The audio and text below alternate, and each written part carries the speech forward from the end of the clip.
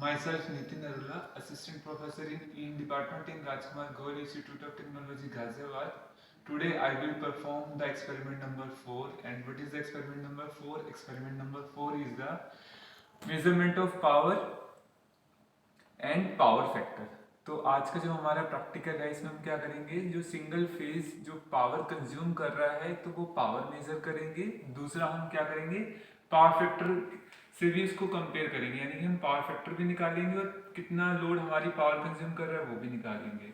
ठीक है, तो इस प्रैक्टिकल को परफॉर्म करने के लिए हमें चार चीज़ें चाहिए। जैसे कि इस सर्किट डायग्राम में आप देख रहे हैं, इसमें एक तो हमने लगाया वाट मीटर। वाट मीटर के अंदर बच्चों दो कॉइल होती हैं। एक कॉइल होती है करंट कॉइल, ये जो ऊपर वाली जो इंडक्टिव कॉइल है इसको बोलते हैं करंट कॉइल। नीचे वाली जो रजिस्टिव कॉइल है इसको हम बोलते हैं resistive coil. Current coil current measure करेगी, रजिस्टिव कॉइल वोल्टेज मेजर करेगी। ठीक है, दूसरा इंस्ट्रूमेंट हमने लगाया एमीटर। एमीटर क्यों लगाया, करंट मेजर करने के लिए, क्योंकि सीरीज में करंट सेम रहता है, इसलिए एमीटर को सीरीज में कनेक्ट किया है।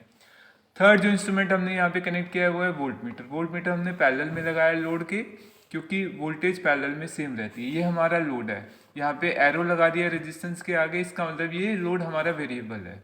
ठीक है, उसके बाद यहाँ पे हमने क्या लगाया, एक सिंगल फेज वेरिएक लगाया। सिंगल फेज वेरिएक क्यों लगाया है, ताकि हम इनपुट वोल्टेज चेंज कर सके। हम इसमें एक्चुअली में दो रीडिंग लेंगे, दो वोल्टेज पे चेक करेंगे कितनी पावर कंज्यूम हो रही है। और यहाँ पे हमने क्या दे दिया, सिंगल फेज एसी सप्लाई। हमने दो सर्किट डायग्राम बनाए हैं। फर्स्ट सर्किट डायग्राम में हमने कैपेसिटर का यूज़ नहीं किया है। सेकंड सर्किट डायग्राम में हमने क्या कर दिया, लोड के पैरेलल में कैपेसिटर लगा दिया है। अब हम क्या करेंगे, दोनों ही सर्किट में कंपैरिजन करेंगे। तो हम दो ऑब्जर्वेशन टेबल बनाएंगे, एक तो विदाउट कैपेसिटर, एक विद कैपेसिटर। जब मैंने सर्किट में कैपेसिटर लगाया तब करंट और वोल्टेज पे क्या इफेक्ट आया, और जब मैंने कैपेसिटर नहीं लगाया तब क्या इफेक्ट आया। तो ये हमारी किट है, जैसे कि देख पा रहे हैं यहाँ पे, जैसे यहाँ पे लिखा हुआ है आउटपुट। यहाँ पे आउटपुट नहीं है, ये हमारा सिंगल फेज एसी सप्लाई है। तो जैसे कि हम देख पा रहे हैं, सिंगल फेज एसी सप्लाई का जो एक टर्मिनल है वो कहाँ पे जा रहा है, हमारा वेरिएक पे जा रहा है। तो यहाँ से एक वायर कहाँ चली गई है, इस वेरिएक पे चली गई है। जो नीचे वाली जो वायर है, ये वाली जो वायर है, ये वेरिएक के दूसरे टर्मिनल पे गई है। ठीक है, और ये एरो से एक वायर निकल के, ये वाली जो येलो वाली वायर है ये कहाँ पे जा रही है, एमीटर पे जा रही है। तो जैसे कि हम देख पा रहे हैं, ये किससे कनेक्टेड है, ये एमीटर से कनेक्टेड है।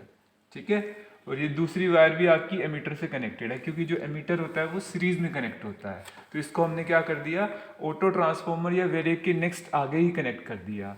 उसके बाद ये इंस्ट्रूमेंट है हमारा वाट मीटर। इसके अंदर जैसा भी हम बताते हैं दो कॉइल है। एम एल जो होती है ये हमारी क्या है, इंडक्टिव कॉइल है जो करंट मेजर करती है।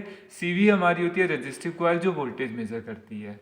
ठीक है, तो जैसे कि हम देख पा रहे हैं, हमने क्या किया है, यहाँ पे ये हमारा वोल्ट मीटर है, और वो ये देखिए वोल्ट मीटर की एक वायर किससे कनेक्टेड है, इसी वी से कनेक्टेड है। जो दूसरी वायर है वो किससे कनेक्टेड है, वो सी पॉइंट से कनेक्टेड है। ठीक है, तो एक वायर तो हमारी सी से कनेक्ट होगी, एक वायर हमारी वी से कनेक्ट होगी। और एमीटर की जो एक वायर है वो एम पॉइंट से कनेक्टेड होगी, दूसरी वायर एल से कनेक्टेड होगी। उसके बाद इसको हमने आगे वाट मीटर से भी कनेक्ट कर दिया है। जैसे कि हम देख पा रहे हैं, एम वाली एम से कनेक्टेड है, एल वाली वायर एल से कनेक्टेड है। उसके बाद ये हमारा सिंगल फेज वेरिएबल लोड है। ठीक है, और ये हमारा वेरिएक है। इसको जैसे से मैं मूव करूंगा तो क्या होगा, मेरा इनपुट वोल्टेज चेंज होगी। तो इस सबसे पहले हम क्या करते हैं, इसको सप्लाई से कनेक्ट कर देते हैं। यहाँ पे मैंने क्या कर दिया, इसको सप्लाई से कनेक्ट कर दिया।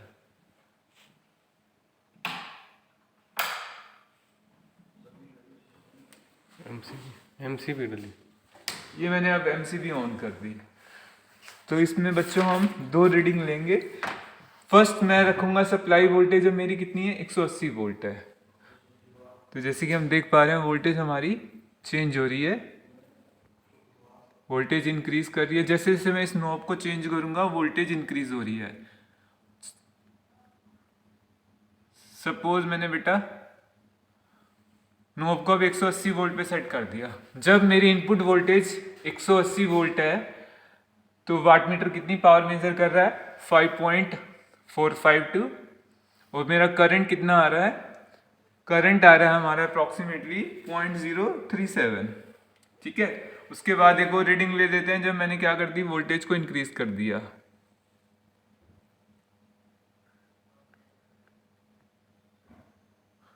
अब मेरी वोल्टेज अप्रॉक्सीमेटली कितनी है दोस्तों, 10 वोल्ट है। तो पावर कितनी कंज्यूम हो रही है, करीब करीब 8.14 वाट कंज्यूम हो रही है। जो हमारा लाइन करंट है, जो ये एमीटर करंट मेजर कर रहा है, उसकी वैल्यू कितनी आ रही है, 0.48 एम्पियर्स आ रही है। अब मैंने क्या कर दिया, यहाँ पे ये स्विच क्या था, नीचे की तरफ था, स्विच नीचे की तरफ है, यानी कि यहाँ पे कैपेसिटर कनेक्टेड है। तो अभी जो मैंने रीडिंग ली है, जब लोड के पैरेलल में कैपेसिटर है। अब मैंने क्या किया है, स्विच को ऊपर कर दिया। स्विच को ऊपर करके क्या हो गया, हमारा कैपेसिटर डिस्कनेक्ट हो गया। तो अब देख पा रहे हैं वैल्यूज क्या हो गई, चेंज हो गई है। अब ज्यादा पावर कंज्यूम हो रही है। अब कितनी होगी, 8.452, और पहले कितनी हो रही थी।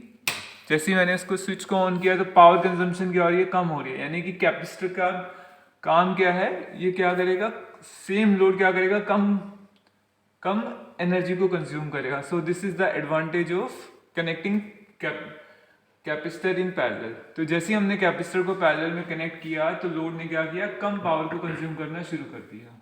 ठीक है।